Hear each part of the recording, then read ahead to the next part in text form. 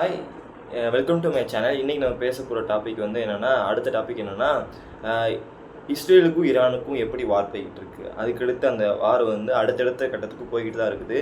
இப்போ வந்து லேட்டஸ்ட்டாக நியூஸ் என்னன்னா, ரஷ்யா வந்து அட்டாமிக் பாம்ஸ்லாம் ஹேண்டில் பண்ணுற அளவுக்கு பெரிய ராக்கெட்ஸ்லாம் மிசைல்ஸ்லாம் வந்து ஈரான்ட்டு கொடுத்துருக்காங்கன்னு தெரிய வந்திருக்குது. இது போக கொரியன்ஸோட ஃபுல் சப்போர்ட் வந்து ஈரானுக்கு இருக்குது. இது வந்து இந்த வார் வந்து என்ன ஆயிடுச்சுன்னா, இப்போ அமெரிக்கா வந்து எப்படி இஸ்ரேல் சப்போர்ட் பண்ணுறதோ அந்தளவுக்கு ரஷ்யா வந்து பேக் பண்ணுறாங்க. இதில் ரஷ்யன் பிரசிடென்ட் புட்டின் வந்து என்ன சொல்லியிருக்காருன்னா, இப்போ வந்து அமெரிக்கா வந்து எந்த அளவுக்கு இஸ்ரேலை காப்பாற்ற போகுதோ அந்தளவுக்கு நாங்கள் ஈரான்கிட்ட வந்து வெப்பன்ஸ் கொடுத்து அவங்க அடிக்க வைப்போம் அப்படின்னு ரஷ்யன்ஸ் வந்து முடிவெடுத்திருக்காங்க.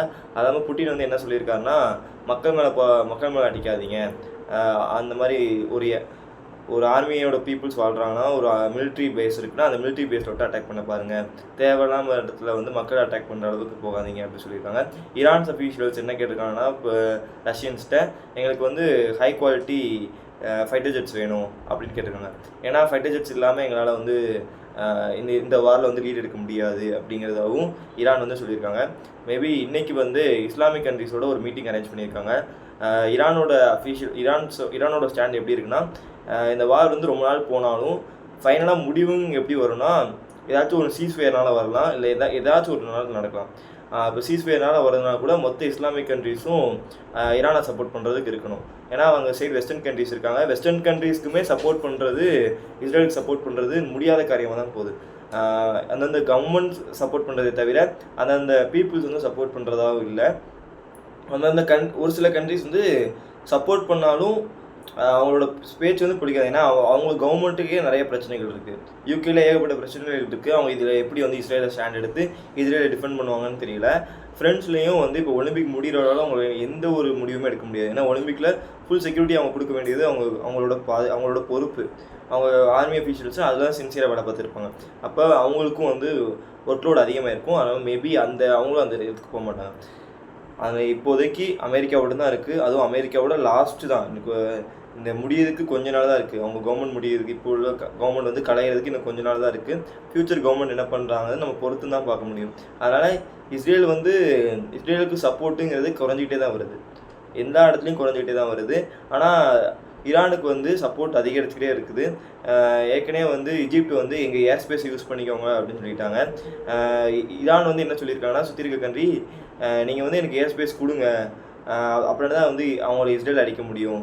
இது வந்து பாருங்கள், இது நம்மளோட ஒரு இனத்தை அழிக்கிறாங்க, பலஸ்தீனுங்கிற ஒரு இனத்தை அழிக்கிறாங்க. அப்படிங்கும்போது இது நம்மளோட வார் அப்படி இப்படின்னு சொல்லிட்டு அவங்க வந்து வேர்ட் யூஸ் பண்ணிவிட்டு அவங்க சொல்லியிருக்காங்களாம். இப்போ இஸ்லாமிக் கண்ட்ரிஸ் வந்து அரேஞ்ச் பண்ண பிறகு பாகிஸ்தான் வந்து ஒரு சில மிசைல்ஸ்லாம் கொடுப்பாங்கன்னு ஈரான் அஃபீஷியல்ஸ் பேசியிருக்காங்க. மேபி இந்த இஸ்லாமிக் கண்ட்ரிஸோட அந்த கான்ஃபரன்ஸ் முடிஞ்ச பின்னாடி பாகிஸ்தான்ஸ் வந்து இந்த மாதிரி அவங்களோட மிசைல்ஸ்லாம் கொடுக்க வாய்ப்பு அதிகமாக தான் இருக்குது. இதுவும் வந்து யூஸ் ஆக தான் செய்யும் போரில். பார்ப்போம் என்ன தான் நடக்குதுன்னு.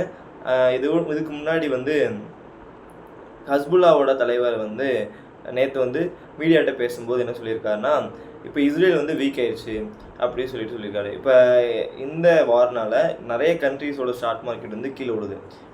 ஏகப்பட்ட கண்ட்ரிஸ் வந்து ரொம்பவே கீழே போயிட்டாங்க. இந்த வார் வரப்போகுது, ஈரான் vs இஸ்ரேல் வார் வரப்போகுதுங்கிறதுனாலே அமெரிக்காலலாம் பார்த்தீங்கன்னா 2 ட்ரில்லியன் அளவுக்கு லாஸ் வந்துச்சு ஒரு நாள் ஸ்டாக் மார்க்கெட்டில். இந்த மாதிரி எல்லா கண்ட்ரீஸ்லையுமே வந்து இந்த குளோபலுக்கு எக்கானமி வந்து அஃபெக்ட் ஆச்சு. ஆனால் மேஜர் அஃபெக்ட் ஆனது அமெரிக்கா, இஸ்ரேல், அந்த மாதிரி ஏகப்பட்ட கண்ட்ரியில் பெரும்பான்மை அட்டாக் ஆச்சு. எந்த ஒரு இன்வெஸ்டர்ஸுமே இப்போ இஸ்ரேல் மேலே இன்வெஸ்ட் பண்ணுறதுக்கு தயாராக இல்லை. ஏன்னா அடுத்து வார்னு வந்துச்சுன்னா எல்லாருமே சர்வே பண்ணணும், கண்டிப்பாக யாருமே இன்வெஸ்ட் பண்ண தயாராக இல்லை. இதனால் இஸ்ரேலுக்கு பெரிய அடி. இதை வந்து என்னென்னா, ஹிஸ்புல்லாவோட தலைவர் வந்து என்ன சொல்லியிருக்காருன்னா, இப்போ வந்து இஸ்ரேல் வந்து வீக் ஆயிடுச்சு, நீங்கள் பார்த்து இஸ்ரேல் கிடையாது, இஸ்ரேலுக்கு வந்து இப்போ போதுமான அளவுக்கு ஃபண்டு கிடையாது, அவங்களோட ஸ்டாக் மார்க்கெட்டை குறைச்சி மக்களுக்கிடையே பீதியை தான் கிளப்பிக்கிருக்காங்க. இப்போ வந்து இது வந்து அவர் ஓப்பன் அவுட் பண்ணியிருக்காரு. இதனால் வந்து அவங்க என்ன ஆக்ஷன் எடுக்க போகிறாங்க, இஸ்ரேல் வந்து என்ன ஆக்ஷன் எடுக்க போகிறாங்க அப்படின்னு தெரியல. ஏன்னா இப்போ ஒன் வீக் ஆக போகுது.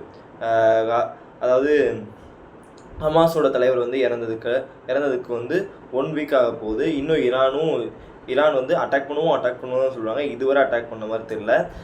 ஈரான் வந்து இன்றைக்கி வந்து என்னன்னா லாங் ரேஞ்ச் மிசைல்ஸை வந்து டெஸ்ட் பண்ணுறதா சொல்லியிருக்காங்க. சுற்றி இருக்க கண்ட்ரீஸ்க்கும் வார்னிங்கும் கொடுத்துருக்காங்க.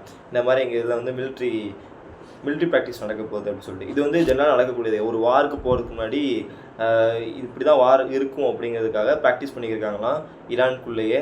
ஈரானில் ஏற்கனவே வந்து 5 பவர்ஃபுல் பாம்ஸ் கேட்டது, வெடிசத்தம் கேட்டுச்சு அப்படின்னு சொல்லிட்டு நிறைய கண்ட்ரிஸ் சொன்னாங்க. அதுக்கும் வந்து ஈரான் என்ன சொல்லியிருக்குன்னா, இது எங்கள் கண்ட்ரியில் நடந்த ஒரு டெஸ்ட்டு தான், எங்களோட குண்டுலாம் இப்படி வெடிக்குது அப்படின்னு சொல்லிட்டு. மேபி இது வந்து ரஷ்யாவிலேருந்து ஏகப்பட்ட மிசைல்ஸ் வந்து இறங்கியிருக்கதா சொல்லியிருக்காங்க. இந்த மிசைல்ஸ்லாம் எப்படி யூஸ் பண்ணணுங்கிறது ஈரான் அஃபீஷியல்ஸுக்கு சொல்லிக் கொடுக்குறாங்களா அப்படின்னு என்னன்னு தெரியல. ரஷ்யன்ஸோட செக்யூரிட்டி அட்வைசரும் அங்கே தான் இருக்கார். இப்போ இந்த இது வந்து என்ன ஆகுதுன்னா, இப்போ மிடில் ஈஸ்ட்டில் வந்து இப்போ போர் வந்து வந்துடும் அப்படிங்கிற அளவுக்கு ஆயிடுது. எனக்கு உலகம் ஃபுல்லாக என்ன சொல்கிறாங்கன்னா, இந்த இஸ்லாமிக் கண்ட்ரி கான்ஃபரன்ஸ் தான் கடைசி, அதில் வந்து ஈரானுக்கு வந்து ஃபுல் சப்போர்ட் கிடச்சிரும் நிறைய இடத்துல சொல்கிறாங்க. அப்படி கிடச்சிருச்சுன்னா ஈரானோட நெக்ஸ்ட் கோல் வந்து அவங்களுக்கு பொலிட்டிக்கலி வெல்பவராக இருக்காங்க. எல்லா கண்ட்ரிஸுமே சப்போர்ட்டில் நிற்கிறாங்க. வெப்பன் சப்ளைஸில் ரஷ்யா ஹெல்ப் பண்ணுது. சைனா வந்து அவங்களோட சேட்டலைட் இமேஜஸ்லாம் வந்து உங்களுக்கு ஷேர் பண்ணுறாங்க. பாகிஸ்தான் சப்போர்ட் பண்ணுது அப்படிங்கிற நிறைய, சிரியாவுக்கு சப்போர்ட் பண்ணுது, டர்க்கி சப்போர்ட் பண்ணுது. சவுதி வந்து ஈரான் அட்டாக் பண்ணக்கூடாதுன்னு சொல்லலாம், இங்கே ஏர் ஸ்பேஸ் யூஸ் பண்ணாதான்னு சொல்லியிருக்காங்க. அது இல்லாமல் சவுதி வந்து ஓப்பன் அவுட்டே பண்ணாங்க. எப்போனா ஹமாஸோட தலைவர் கொள்ளும்போது இது வந்து அமெரிக்கா வந்து எங்களுக்கு செஞ்ச துரோகம் அப்படிங்கிற மாதிரி தான் அவங்களும் பேசினாங்க. இது வந்து உங்களுக்கு நிறைய பேருக்கு வந்து அதிர்ச்சியாக இருக்கும். சவுதி எப்படி பேசிட்டா, ஈரானுக்கு சப்போர்ட் பண்ணி பேசிட்டா. ஆமாம், சவுதி வந்து ஈரானுக்கு சப்போர்ட் பண்ணி பேசினாங்க, இந்த இடத்துல பேசினாங்க.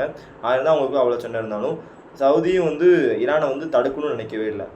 எல்லா கண்ட்ரீஸுமே வந்து இந்த வார அடுத்த அளவுக்கு ஈரானுக்கு ரொம்ப சப்போர்ட் அதிகமாக இருக்குது.